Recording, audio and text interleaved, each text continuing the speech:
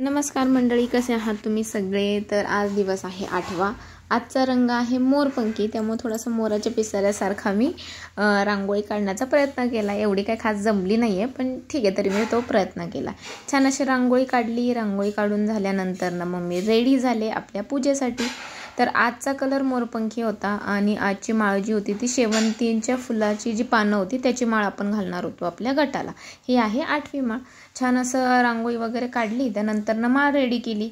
माळ रेडी करून झाल्यानंतर ना रेडी केला आपला गजरा आणि मस्तपैकी देवीला आपण ती शेवंतीच्या पानांची माळ चढवली। माळ चढवल्यानंतर ना आपण चढवलेला आहे गजरा। आज मस्तपैकी कॉन्ट्रास्ट कलर घातला होता, नवीनच साडी होती आणि आज पहिल्यांदाच काढली होती मी ती। थोडा मोरपंखी कलर होता, त्याचा तर ब्लाऊज रेडी नव्हता, मग मस्त असा कॉन्ट्रास्ट रेड कलरचा देवीचं प्रिंट असणारा ब्लाऊज होता।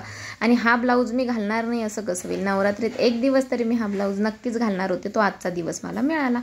मस्त अशी साडी दिसत होती आपली। त्यानंतर ना आपण पूजा केली। आता आज होतं निमंत्रण एका मैत्रिणीच्या घरी मेघाकडे, की सगळ्या फ्रेंड्सना निमंत्रण होतं तिथे जेवणासाठी किंवा उपवासासाठी। तर तिने सवासनी बोलवलं होतं, ज्यांनी ज्यांनी उपवास ठेवलेत त्यांना। तर तिथेही जायचं होतं, मग पटकन रेडी झाले, क्लासवरून आले, हे सगळं रेडी केलं, रेडी झाले, तिच्याकडे गेले। त्यानंतर तिथून फराळ वगैरे करून आल्यानंतर ना मग इव्हिनिंगच्या क्लासेससाठी गेले।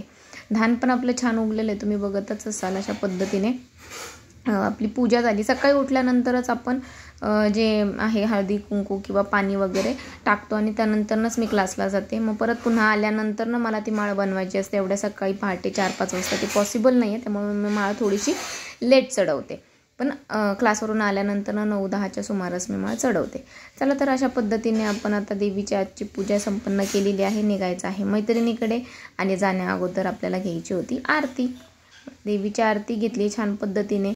बघता बघता 8 दिवस होऊन गेलेत आणि मला असं वाटत होतं करण्या अगोदर माझ्याच्याने होईल की नाही होईल, मी करू की नको करू, पण आपण म्हणतो ना की देवीनेच ते बळ दिलं करण्याचं। एवढ्या सगळ्या शेड्यूलमधून सगळ्या गोष्टी चांगल्या पद्धतीने पार पडल्यात। आता एक राहिलेला शेवटचा दिवस व्यवस्थित पार पडला म्हणजे कमवलं मी।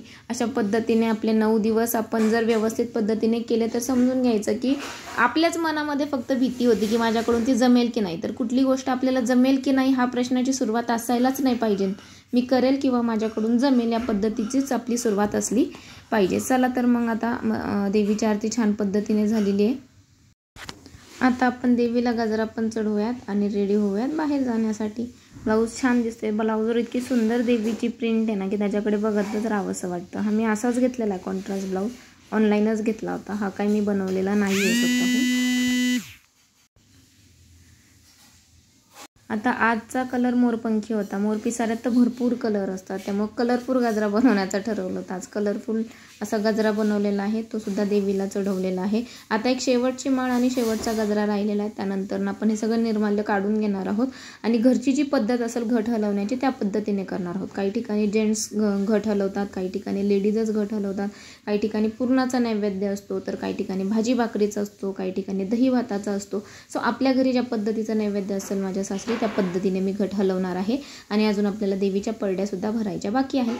चला, तर मग मंडळी, कसा वाटला हा व्हिडिओ मला कळवायला विसरू नका आणि माझा व्हिडिओ आवडला असल्यास व्हिडिओला लाईक करा, कमेंट करा, शेअर करा आणि सगळ्यात महत्त्वाचं म्हणजे आपल्या चॅनलला सबस्क्राईब करायला विसरू नका। आता लवकरच येईन एका नवीन व्हिडिओ सोबत, तोपर्यंत बाय बाय।